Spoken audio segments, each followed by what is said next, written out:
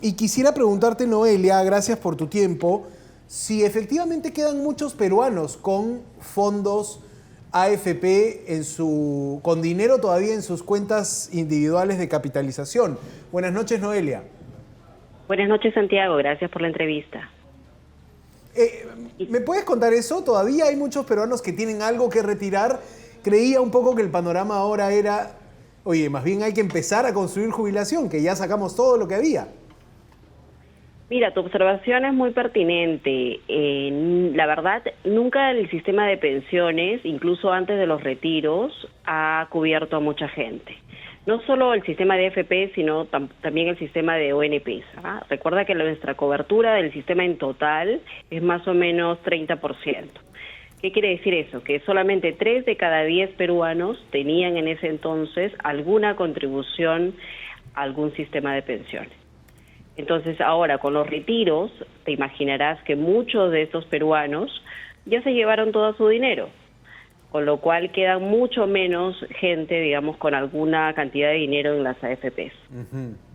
Y eso pues creo que los congresistas están sobredimensionando el beneficio potencial de esta medida, porque al final lo que ellos no quieren es tanto aliviar los problemas económicos de las personas. Al final lo que ellos buscan son votos, ¿no? Y esa es una medida claramente populista que va en perjuicio finalmente de las mismas personas, porque recordemos que este dinero, Santiago, es el propio ahorro de las personas. Correcto. Clarísimo, clarísimo. Noelia Bernal, estoy conversando con esta investigadora de la Universidad del Pacífico, que efectivamente, ¿no? El sistema de pensiones está pensado como un ahorro previsional, como algo que vas a necesitar cuando ya no tengas fuerzas para trabajar.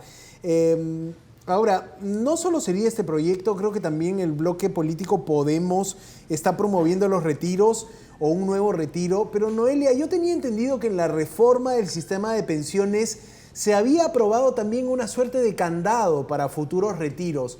¿Esto es así? ¿Tienes conocimiento de esto? ¿Crees que si el Congreso está con el ánimo de aprobar un nuevo retiro, lo van a lograr? ¿Crees que pase? Mira, yo la verdad creería que sí, por lo siguiente. Si bien en la reforma de la ley 3213, la ley que se aprobó, que se planteó con el Ejecutivo y el mismo Congreso se puso de acuerdo y, como bien dices, aprobaron esta famosa reforma de pensiones, y ahí efectivamente dice que se prohíben los retiros, etcétera, Santiago, una ley se cambia con otra ley. Claro, derogan ese punto de no se permiten más retiros, ponen otro texto y ya está, habilitados los retiros. Exacto. Entonces, digamos, las personas que creyeron que con esta ley se frenaba definitivamente los retiros, yo creo que estaban un poco equivocadas. La forma en que, no soy abogada, pero intuyo de que la forma más adecuada para intentar frenar esto es hacer una reforma constitucional. ¿Qué significa eso? Que necesitas poner en la Constitución algún artículo o modificar alguno que ya exista, de tal manera que se proteja o se evite este tipo de medidas. Claro. ¿No? Con lo cual pones un candado efectivamente, porque una reforma constitucional no se puede cambiar con una simple ley. Necesitas 2 votaciones con mayoría calificada en el Congreso. Claro. Y eso es lo que no se ha hecho, ¿no? Ahora, justo en estos días, la noticia en Chile es que el gobierno ya está implementando el sistema de pensiones que sacó adelante Gabriel Boric. Un sistema con algunas críticas también, pero que pareciera ser que era el camino que nos está dibujando Chile de, oye, vamos a un sistema más ordenado, vamos a un sistema de jubilación que alcance a un mayor número de trabajadores. ¿Cómo ves el tema AFP comparando con lo que está haciendo Chile, ¿no? Que también les ha costado algo de tensión política en las últimas semanas, pero la noticia hoy en La Tercera es: gobierno inicia trabajo de implementación de la reforma de pensiones. Eso en Chile. ¿Cómo nos vemos en un análisis comparado, Noelia? Qué buena referencia, Santiago. Justo yo también estaba leyendo La Tercera con esa de titular. Y mira, ahí en una comparación muy simple, lo que te puedo decir es que Chile nos está llevando una ventaja de al menos unos 20, 30 años. Y es destacable que esta reforma, por supuesto que mejora, perfectible y todo, han sido capaces de ponerse de acuerdo, ¿no? Las AFPs, la industria, que está siendo afectada de alguna manera, los trabajadores, el Congreso, el Poder Ejecutivo, y ese acuerdo no ha sido rápido, como bien dices, les ha tomado como 3 años sacar adelante esta reforma, pero lo han logrado. Y el principal mensaje que nos están dando es que los sistemas, como los veíamos antes, solamente AFPs o solamente reparto como ONP, por separado ya no están funcionando. Los sistemas deben converger hacia un sistema mixto, un sistema de pilares. Chile ha dado ese gran paso ahora y el año pasado lo dio Colombia. Correcto. Con sus matices, por supuesto. Pero entonces, ¿qué nos demuestra eso? Que la región está yendo hacia un cambio de una reforma de pensiones y está yendo hacia sistemas mixtos. Porque Uruguay ya lo tiene desde el inicio, desde los 90. ¿Ah? Costa Rica también lo tiene. Y los países europeos, todos o casi todos, tienen un sistema mixto de pensiones. Porque te da ese sistema mixto, a diferencia de tener por un lado tu jugador de la ONP y por otro tu jugador de la AFP, el sistema mixto los tiene juntos, integrados, de modo que el adulto mayor o todos nosotros cuando lo seamos vamos a recibir una especie de 2 pensiones, una pensión básica que me va a dar el Estado y una pensión complementaria que me lo da las AFPs. Pero yo, trabajador, no tengo que escoger entre uno y otro, sino que recibo las 2 pensiones y eso me protege más. Claro, ojalá que fuéramos hacia ese camino y no más bien precarizar aún más el sistema que ya tenemos, ¿no?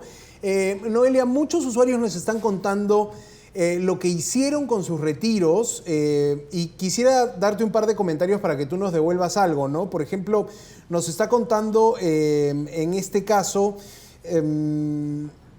alguien nos dice, Roger Martínez nos dice, yo retiré mi AFP, compré un terreno y es mejor para mí, es una forma de ahorro.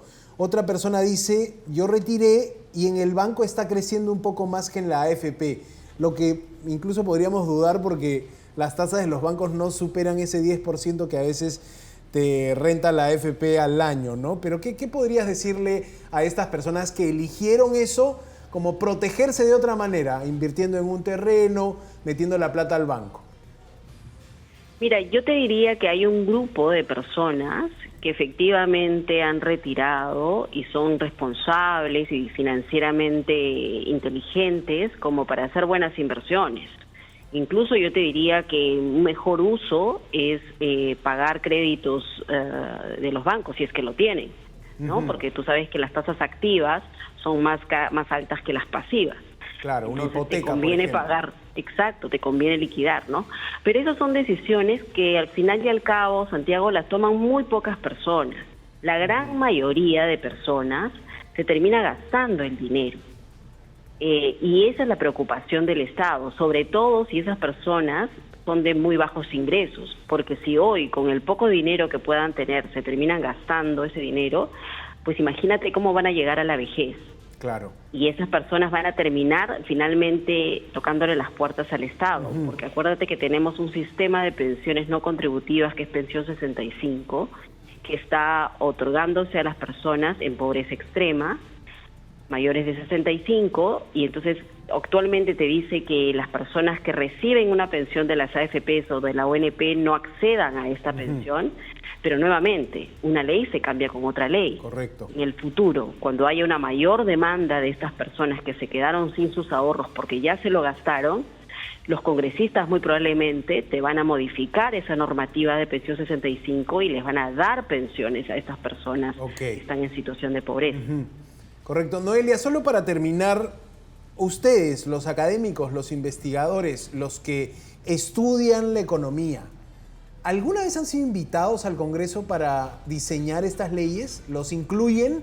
¿A ti personalmente alguna vez te han dicho, investigadora de la Universidad del Pacífico, venga y con usted queremos entender mejor lo que vamos a legislar? Mira, yo te debo ser honesta, Santiago, y yo sí he ido a presentar varias veces al Congreso.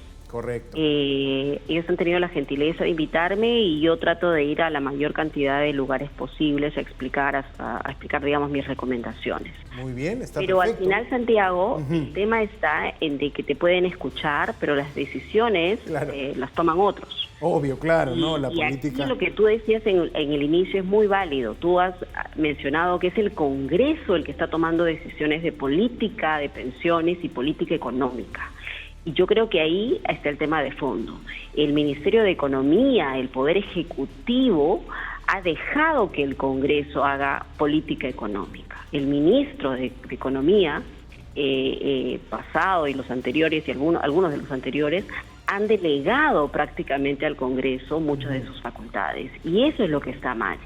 Este tipo de decisiones de reformas deben ser lideradas por el Poder Ejecutivo y por los técnicos del Poder Ejecutivo.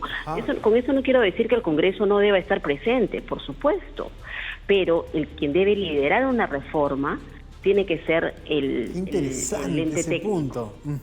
¿No? Muy interesante. Eso es lo que claro. observas, en Colombia lo observas. En Chile también, observas, claro. en El los presidente países que entra... desarrollados, Claro. Claro. Buenísimo. Noelia Bernal, gracias. Se nos ha acabado el tiempo. Economista investigadora de la Universidad del Pacífico, para entender un poco el panorama en torno a las AFP y a ver si se da o no un octavo retiro. Gracias a ti, Noelia, por tu tiempo. Gracias. Buenas noches.